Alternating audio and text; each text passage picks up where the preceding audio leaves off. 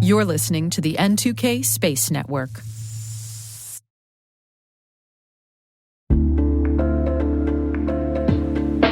And now, a word from our sponsor, ThreatLocker, the powerful zero-trust enterprise solution that stops ransomware in its tracks.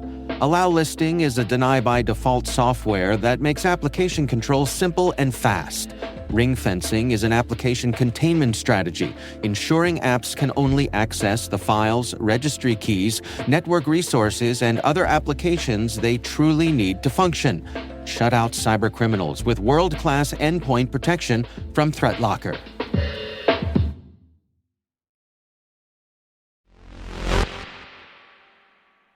Today is July the 21st, 2025. I'm Alice Carruth, and this is T-Minus. T-minus 20 seconds to LOS T-Drift. Go for deploy. Roger, roll.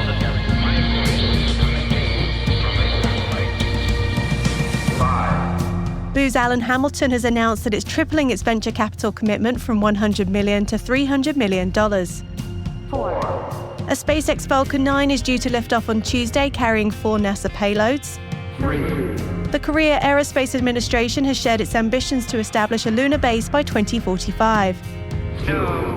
EUMETSAT has assumed control of the Meteosat Third Generation Sounder 1 spacecraft. 1. The UK Space Agency's annual report says UKSA generated £2.2 billion in investment and revenue in fiscal year 2024-25. 0.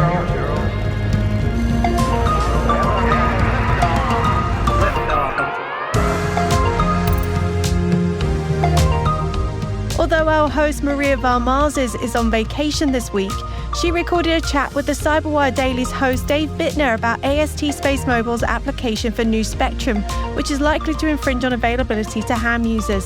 Stay with us after the headlines to find out more about that.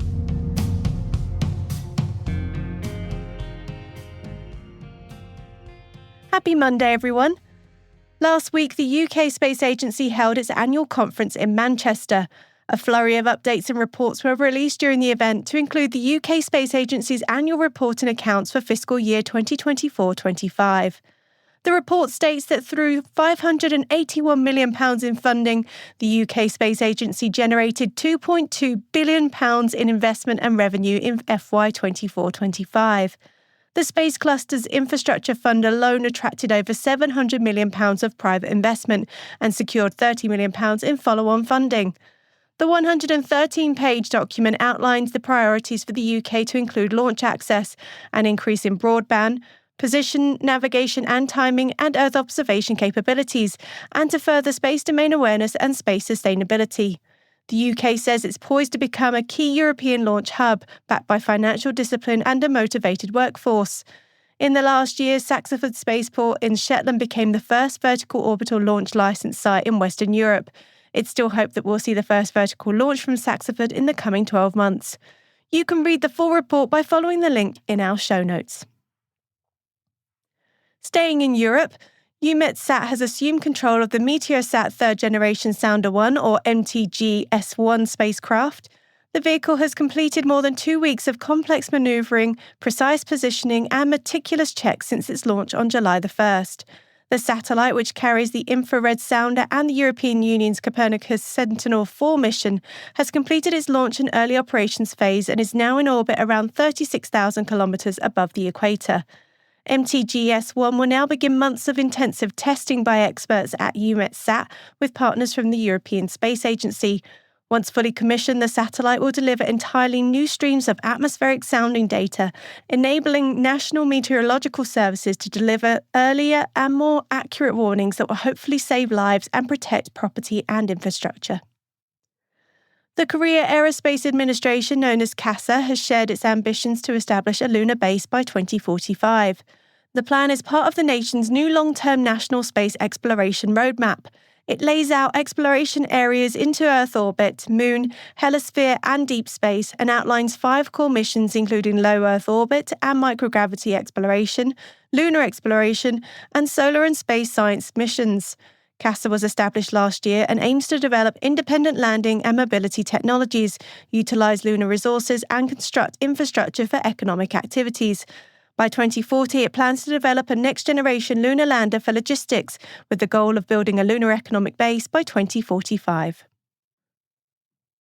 On the launch schedule for tomorrow is a rideshare on SpaceX's Falcon 9 rocket from Vandenberg Space Force Base. On board that mission will be NASA's Tracer mission and 3 NASA small satellites. TRACERS, which stands for Tandem Reconnection and Cusp Electrodynamic Reconnaissance Satellite Spacecraft, will study how the solar wind, the continuous stream of ionized particles escaping the sun and pouring into space, interacts with Earth's magnetosphere. Among the small satellites is NASA's Athena Economical Payload Integration COSS mission, or Athena EPIC. The small satellite platform is engineered to share resources among the payloads on board by managing routine functions so the individual payloads don't have to. The Polylingual Experimental Terminal, or PEXT, technology demonstration will showcase new technology that empowers missions to roam between communication networks in space, like cell phones roam between providers on Earth. And the relativistic electron atmospheric loss, or real CubeSat, will use space as a lab to understand how high-energy particles within the bands of radiation that surround the Earth are naturally scattered into the atmosphere, aiding the development of methods for removing these damaging particles to better protect satellites and the critical ground systems they support. The launch window currently opens at 2:13 p.m. Eastern tomorrow, and we'll be bringing you more information about that mission after liftoff. Booz Allen Hamilton has announced that it's tripling its venture capital commitment from $100 million to $300 million. According to the press release, Booz Allen Ventures will use the capital to bolster American innovation and build newer solutions through investments in early-stage technology companies poised to transform U.S. government missions to include space. The company anticipates making 20 to 25 new investments over the next 5 years.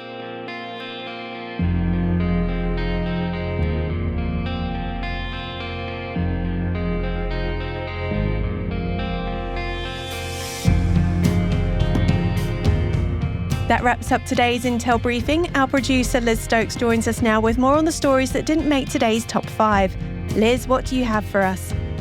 There are 2 additional links added today in the selected reading section of our show notes. One is on Iran's reported suborbital test flight, and the other is on LIN's expansion in the US. Thanks, Liz. Where else can we find those stories? Links to all the original sources of the stories we covered throughout the show can also be found on our website. Just head to space.n2k.com and click on today's episode title. Hi T-Minus crew. If you'd like daily updates from us directly in your LinkedIn feed, be sure to follow the official N2K T-Minus page over on LinkedIn. And if you're more interested in the lighter side of what we do here, we are at T-Minus Daily on Instagram. That's where we post videos and pictures from events, excursions, and even some behind-the-scenes treats. Links are in the show notes. Hope you'll join us there.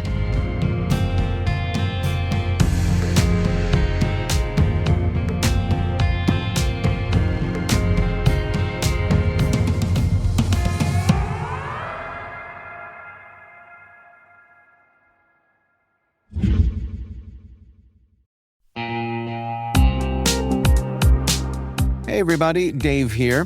I've talked about Delete Me before, and I'm still using it because it still works. It's been a few months now, and I'm just as impressed today as I was when I signed up. Delete Me keeps finding and removing my personal information from data broker sites, and they keep me updated with detailed reports, so I know exactly what's been taken down. I'm genuinely relieved knowing my privacy isn't something I have to worry about every day. The Delete Me team handles everything. It's the set it and forget it peace of mind. And it's not just for individuals.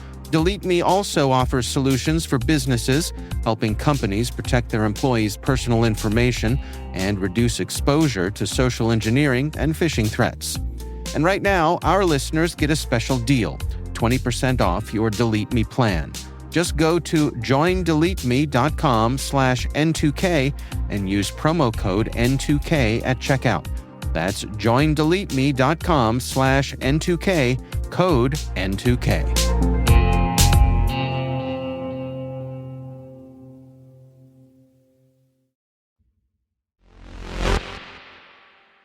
T-Minus host Maria Varmazes is joined by the Cyberwire Daily's Dave Bittner to unpack AST SpaceMobile's request to use amateur radio spectrum for satellite communications. Dave, thank you so much for speaking with me today. It's always good to speak with you. Yeah, it's my pleasure to be here. Thanks for having me. I got an email in my personal inbox from Ham Radio Prep, which I've been a subscriber to for a while. And it was sort of this red alert that, hey, AST Space Mobile is requesting more access to some spectrum that is frequently used by amateur radio enthusiasts. And my cursory reading of this email was essentially that AST Space Mobile, which is a huge space-based telecoms company, they have, I think, 5 satellites in orbit right now that share some spectrum that's used by amateur radio enthusiasts around the world, but they want to put like 200 plus more satellites in a constellation that might also use the spectrum, which I imagine might cause a problem for amateur radio folks around the world. So you are the perfect person to help me understand this, because I just kind of wanted to get a sense from a person who has amateur radio expertise, like what this would mean in that world. So what's your read on this, Dave?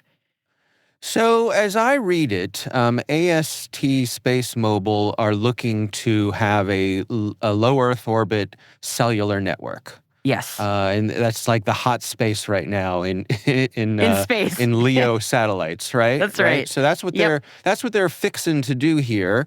And like you said, they already have a handful of satellites up there, and they want to have total of around 250 when all is said and done. And reading through their requests from the FCC for this special exemption that they're hoping to get, they're looking to use the 430 through 440 megahertz band, which is also referred to as the 70 centimeter band, for secondary and emergency communications with the satellites, for telemetry, tracking, and command. So TT&C, as the satellite folks say it. And this has some of the folks in the amateur radio world concerned because the 430 to 440 megahertz band is set aside for amateur radio use here in the United States, and indeed most of the other places around the world. But there's some interesting nuance here. So yes. I knew there would be. This is why I really wanted you to walk me through this. Yeah. So again, AST Space Mobile is only looking to use these frequencies for secondary and emergency use. Now, that could mean a lot of different things. Does that mean that if any particular satellite's primary transmitter goes down, that it falls back to this frequency and then just uses that for the rest of its service life? Don't know. Maybe. In the application, AST is very specifically saying to the FCC that it wants to use these frequencies outside of the United States, and they have their relay stations are around the world and are outside of the United States. So this brings up the question of, so do the satellites, if they're using this band, do they turn it off when they're flying over the U.S.? Do they mute themselves when they're flying over the U.S.? Radio signals famously do not obey borders. So that's an interesting question. But the other thing that caught my eye is that the use of this band for amateur radio folks, the hams are considered secondary users of these frequencies. Yeah, so what does that mean? So the primary users are mostly the government. So they use these for things like radar. And so the secondary users are allowed to use them, but they have to accept interference from other users. Okay? So in other words, first on the line are the government people who are using radar. They have priority. The hams are next in line, but they have to accept any interference that may come from the primary user, the radar user. Mm-hmm. And that's the pecking order. Right. So what's interesting about this is AST Space Mobile, because their use would be empowered by an exemption, would also be listed as a secondary user. And so a secondary user has to accept interference from other users, but also if interference from a secondary user is detected or reported, the secondary user is required to shut down their use of the frequency. So you see where I'm going here, Maria? Yeah, so they're not going to be top of the heap there. But you're going to have a lot of people competing in the secondary user space potentially. Right. Yeah, so I'm wondering if the amateur radio perspective is getting too crowded, or we're getting pushed out, or is there something special about this band specifically for amateur radio users? At least, you and I both being in the U.S. for our perspective, like what is it about this band that's important? Well, let's get to that. But before, let's put a button on that previous question, which is, if these satellites are flying, if let's say you have 250 satellites in low Earth orbit, and they're making use of this band, and as the law is written, and I understand it, let's say an amateur radio operator said, "Hey, these satellites are interfering with my use of the band." Does that mean the FCC can go to AST Space Mobile and say, "Shut them down"? I don't think so. Right. So, or does amateur radio essentially become a tertiary user, which does not exist, but essentially bump down a little bit, I would imagine? Yeah. And that's the concern. That's the concern, is that through this exemption, the FCC will be allowing the use of this spectrum to this space company. And that just from being big and bad and present and ubiquitous, that there's the potential for them to stomp all over the amateur radio users, and basically increase the noise floor of everything that's going on in the band, and just make things harder for the people who want to use the band for amateur radio stuff. Now, the 70 centimeter band is not the most popular band in amateur radio. It's pretty much point to point. It is a high quality band that's used for some voice. It's used for amateur satellite communications. People use it to communicate with the International Space Station for low bandwidth TV, so they can send images on these frequencies. But it's not the band that I think most hams reflexively go out to use. For example, the local amateur radio club that I'm a member of has repeaters on the 2-meter band and the 70 centimeter band. I would say the 2-meter band repeaters probably get used 10-1 over the 70 centimeter band. And that's, no particular reason for that. That's just the way that it falls. The way that some of the radios are configured, and just how the chips have fell. So there's also this argument that, okay, hams, it's not like you guys are using this band all that much, so share the precious bandwidth, because, again, as you know, Maria, it's very crowded on the spectrum. Bandwidth is just more and more precious. And the higher a frequency you can use, the more carrying capacity it has for information. So this is a desirable band, and this company is saying we'd like the FCC to make an exemption for us to share it. So if I'm understanding correctly, there is a lot of nuance to this, Dave. I really appreciate you dug into this because I was thinking, reflexively, I saw that email and I went, whoa. Well, that's interesting. But it sounds like from the AST Space Mobile side, again, them being a secondary user, so they're not even at the top of the pecking order there. So this is not going to be their main bit of spectrum that they would be needing. It would be sort of a backup, which of course they would still need, but it wouldn't be the main conduit, so to speak. And even for amateur radio folks, at least for the U.S., I don't know about other use globally. I'm sure that would be an interesting thing to look into, but at least within the United States, because this is the FCC we're talking about here, amateur radio folks, this is not their favorite place to communicate either. But I'm sure philosophically it's a matter of, well, if we keep, whittling down the spectrum that amateur radio folks can use, that further endangers the hobby that's already defensive about people taking their spectrum. Understandably, I'm not against that. I understand why people are. So it is an interesting situation.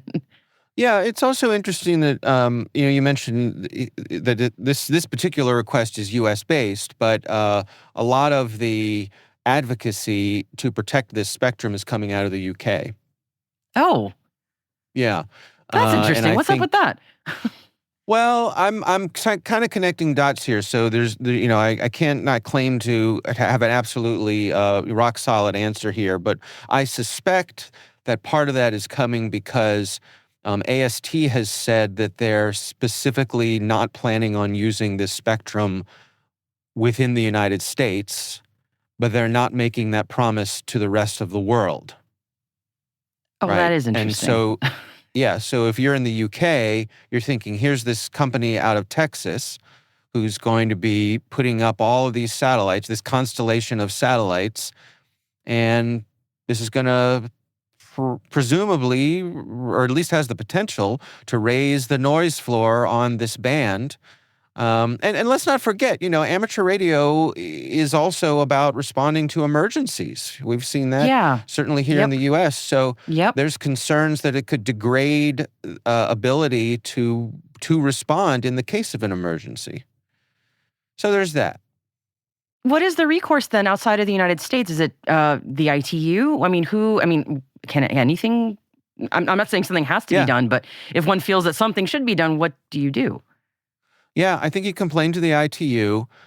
Here in the U.S., I believe the comment period is still open for a few days. So if this is something that concerns you, you can write to the FCC and just let them know. And the amateur radio organizations have put together some pre-crafted boilerplate for you to submit if you want to do that. Dave, thank you for this really nuanced take on this whole story, because it's just been very fascinating to follow. And yeah, the comment period to the FCC is until July 21st.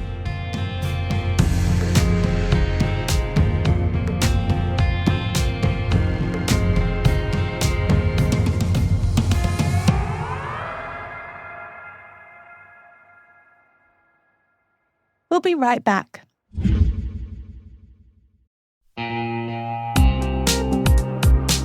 Bad actors don't break in, they log in. Attackers use stolen credentials in nearly 9 out of 10 data breaches, and once inside, they're after one thing: your data. Varonis's AI-powered data security platform secures your data at scale. Across LaaS, SaaS, and hybrid cloud environments, join thousands of organizations who trust Varonis to keep their data safe.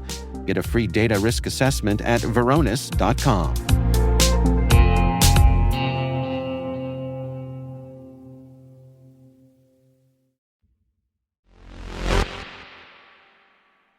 Welcome back. We hope you did something special to celebrate International Moon Day. 56 years ago yesterday, Neil Armstrong and Buzz Aldrin touched down on the moon with Apollo 11, while Michael Collins orbited patiently above. It was 1969, and over 600 million people watched live as Armstrong descended the ladder and declared those famous words. "That's one small step for man, one giant leap for mankind." And yes, we still get goosebumps. But on this day in space history, July the 21st also has a lot of space significance before that epic event. 8 years before Apollo 11, astronaut Gus Grissom took flight in Liberty Bell 7, becoming the second American to fly to space. Grissom completed a 15-minute suborbital hop, short and sweet, but when the hatch unexpectedly blew after splashdown, poor Gus had to swim for a while after the capsule sank. Talk about a rough re-entry.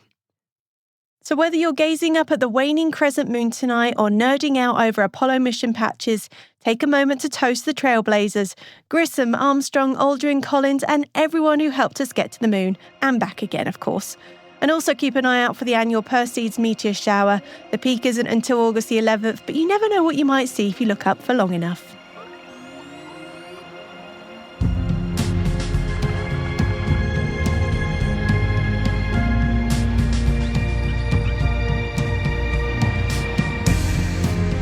And that's it for T-Minus, brought to you by N2K Cyberwire. We'd love to know what you think of this podcast. Your feedback ensures we deliver the insights that keep you a step ahead in the rapidly changing space industry. If you like the show, please share a rating and review in your podcast app. Please also fill out the survey in the show notes or send an email to space@n2k.com. We're proud that N2K Cyberwire is part of the daily routine of the most influential leaders and operators in the public and private sector, from the Fortune 500 to many of the world's preeminent intelligence and law enforcement agencies. N2K helps space and cybersecurity professionals grow, learn, and stay informed. As the nexus for discovery and connection, we bring you the people, technology, and ideas shaping the future of secure innovation. Learn how at n2k.com. N2K's producer is Liz Stokes. We're mixed by Elliot Peltzman and Trey Hester, with original music by Elliot Peltzman. Our executive producer is Jennifer Iben. Peter Kilpie is our publisher. Maria Varmazes is our host, and I'm senior producer Alice Carruth. Thanks for listening.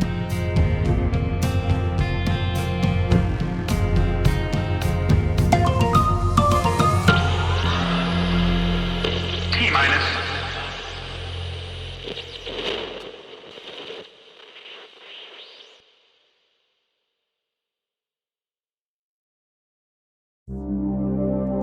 Hi, Kim Jones here.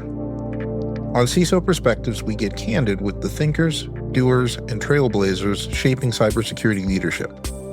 No scripts, no sales pitches, just real stories and hard-earned lessons from folks who've been there. If you're looking to grow as a leader, or just want to hear how others are navigating this ever-evolving field, listen to CISO Perspectives. It's your seat at the table.